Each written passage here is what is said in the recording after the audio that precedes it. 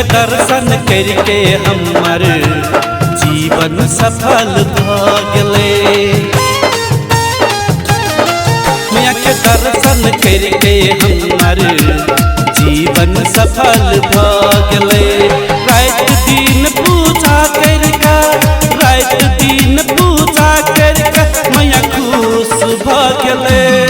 मैया के मीठ मीठ प्रसाद हमर जीवन धन्य कर देलक।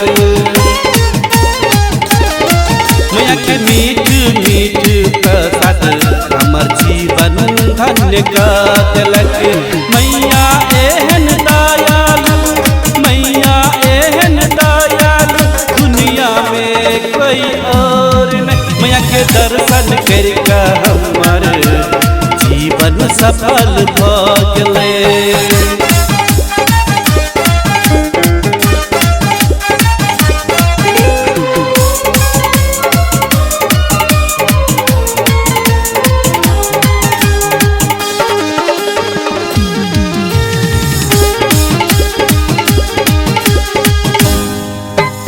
मैया के चुनरी लाल करे छे शेर में सवार।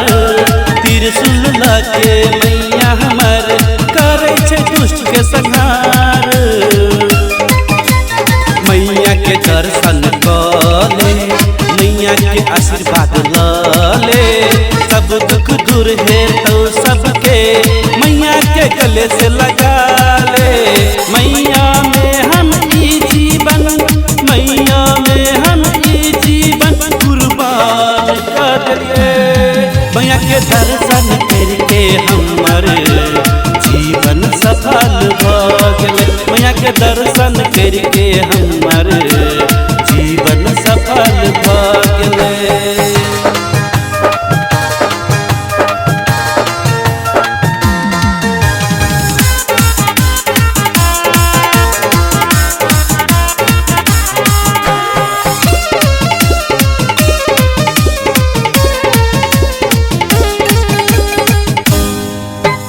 दुखिया के दुख हेर के निर्धन के धन दके बाझिल सबके पुत्र दके मैया करे रखवाली।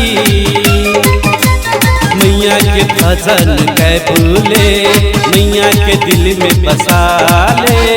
सब दुख दूर है तो सबके मैया के शरण में जाके।